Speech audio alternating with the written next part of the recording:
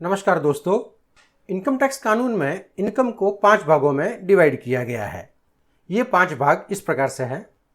पहला है income from salary, दूसरा है इनकम फ्रॉम हाउस प्रॉपर्टी, तीसरा है इनकम फ्रॉम कैपिटल गेन्स, चौथा है income from business and profession और पांचवा है इनकम फ्रॉम अदर सोर्सेज।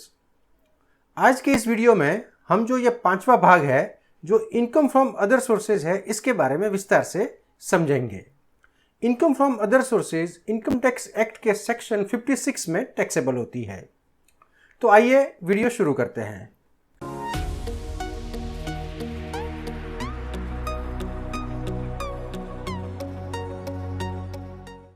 अगर हम संक्षेप में समझें तो वो सारी इनकम जो ऊपर के 4 हेड में नहीं आती है, वो income under the head income from other sources में टैक्सेबल होती है। यानी ये इसका गोल्डन रूल है। Salary, house property, capital gain और बिजनेस एंड प्रोफेशन की इनकम में जो भी इनकम नहीं आती है उसे इनकम फ्रॉम अदर सोर्सेज में टैक्सेबल किया जाता है। आइए अब समझते हैं कि इस हेड में साधारणतया कौन सी इनकम आती है। सबसे पहला जो कि सबसे पॉपुलर हेड भी है वो है इंटरेस्ट। यानी इनकम फ्रॉम अदर सोर्सेज में सारी की सारी जो इंटरेस्ट की इनकम होती है वो इसमें टैक्सेबल होती है। इंटरेस्ट में जैसे कि आप देखेंगे, सेविंग अकाउंट का आपका इंटरेस्ट हो सकता है, फिक्स्ड डिपॉजिट का इंटरेस्ट हो सकता है, रिकरिंग डिपॉजिट का इंटरेस्ट हो सकता है। किसी थर्ड पार्टी को अगर आपने कोई लोन पे पैसा अगर उधार दिया है, वहाँ से जो आपको इंटरेस्ट मिलता है वो इनकम फ्रॉम अदर सोर्सेज में टैक्सेबल होता है। यानी ये सारे के सारे जो इंटरेस्ट की जो इनकम होती है वो इस हेड में टैक्सेबल होती है। दूसरी इनकम है कमीशन की इनकम। कमीशन की इनकम भी इसी हेड में टैक्सेबल होती है। तीसरी है फैमिली पेंशन। ऐसी पेंशन जो आप किसी पेंशनर की मृत्यु के बाद प्राप्त करते हैं वो इसी हेड यानी इनकम फ्रॉम अदर सोर्सेज में टैक्सेबल होती है। चौथा है winning from lottery, game shows, puzzle, crosswords etcetera. यहाँ से जो भी आपको इनकम मिलती है वो सारी की सारी इनकम भी इनकम फ्रॉम अदर सोर्सेज में टैक्सेबल होती है। पांचवी है डिविडेंड इनकम। जो कंपनियों से, जो डोमेस्टिक कंपनी से जो आपको डिविडेंड मिलता है वो 10 लाख तक अंडर सेक्शन 1034 एग्जेम्प्टेड होता है। लेकिन अगर आपको पूरे साल में जो डिविडेंड है वो 10 लाख से ज़्यादा अगर मिला है तो वो भी सेक्शन 56 यानी इनकम फ्रॉम अदर सोर्सेज में टैक्सेबल होता है। इसके अलावा डिविडेंड फ्रॉम फॉरेन कंपनी, यानी फॉरेन कंपनी से जो भी डिविडेंड मिलता है उसमें किसी तरह का एग्जेम्पशन नहीं होता है। वो पूरा का पूरा dividend under section 56 income from other sources में टैक्सेबल होता है। इसके अलावा जो भी टैक्सेबल गिफ्ट्स होती है वो भी इनकम फ्रॉम अदर सोर्सेज में शो करनी पड़ती है तथा उसके ऊपर आपको इसी हेड में टैक्स भरना होता है।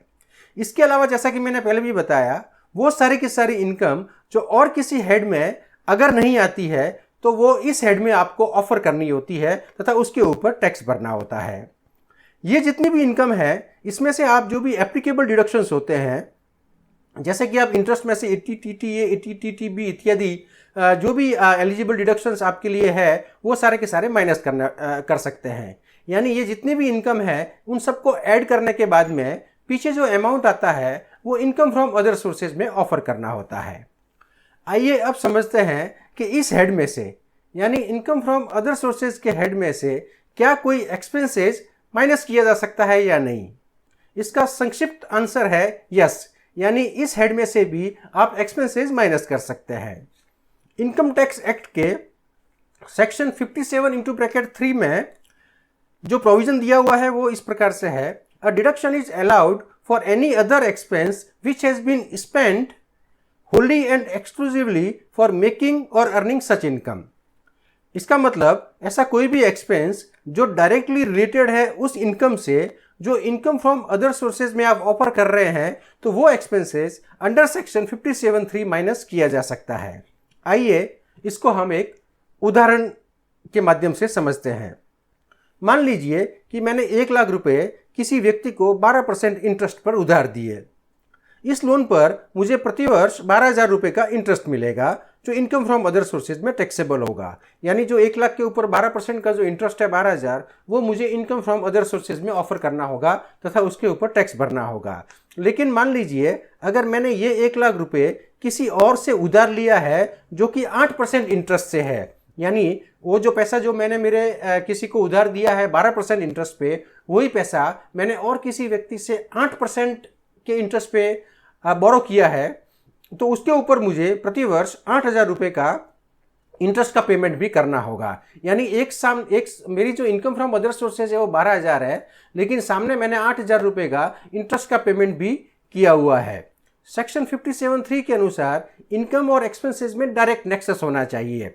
डायरेक्ट नेक्सस से मतलब है कि जो वो इनकम कमाने के लिए अगर आपने कोई दूसरा सामने अगर एक्सपेंसेस किया है तो वो डिडक्टिबल एक्सपेंसेस की कैटेगरी में आता है। यहाँ इस एग्जाम्पल में मैंने जो 1 लाख रुपये जो उधार किसी को दिए हैं, जहाँ से मुझे 12,000 रुपये की इनकम होती है, वो पैसा मैंने किसी और से 8,000 रुपये का इंटरेस्ट पेमेंट करके उधार लिया हुआ है। इसका मतलब उस इनकम का उस एक्सपेंसेस से डायरेक्ट नेक्सस है, यानी डायरेक्ट रिलेशन है, डायरेक्ट कनेक्शन है। अंडर सेक्शन 57(3) ये जो 8,000 रुपये है वो डिडक्टिबल एक्सपेंसेस की कैटेगरी में आता है। इसका मतलब मेरी जो 12,000 की जो इनकम है उसमें से मैंने जो 8,000 रुपये का इंटरेस्ट का जो पेमेंट किया है वो अलाउबल डिडक्शन है, और इनकम फ्रॉम अदर सोर्सेज में मैं पहले 12,000 रुपये ऑफर करूंगा, उसके बाद में जो एक्सपेंसेस का जो कॉलम है अंडर सेक्शन 57(3) उसके अंदर मैं 8,000 रुपये का एक्सपेंसेस दिखाऊंगा। तो जो मेरा इंटरेस्ट जो है वो टैक्सेबल सिर्फ 4,000 रुपये का ही होगा। यानी जो मुझे इनकम फ्रॉम अदर सोर्सेज में इनकम टैक्स रिटर्न में जो इनकम टैक्सेबल कैटेगरी में जो ऑफर करनी होगी वो सिर्फ 4,000 रुपये की ही होगी। उम्मीद करता हूं कि इस एग्जाम्पल के माध्यम से आपके मन में जो डाउट्स होंगे वो क्लियर हो गए होंगे। आज बस इतना ही। अगले वीडियो में किसी और विषय के साथ आपके समक्ष उपस्थित होंगे। अगर वीडियो आपको अच्छा लगा है तो इसे लाइक करें तथा शेयर करें, और हमारे चैनल को अगर आपने अभी तक सब्सक्राइब नहीं किया है तो उसे ज़रूर सब्सक्राइब करें। साथ ही बेल आइकन को भी क्लिक करें ताकि हमारे द्वारा बनाए गए वीडियो सबसे पहले आप तक पहुंच सके। बहुत बहुत धन्यवाद।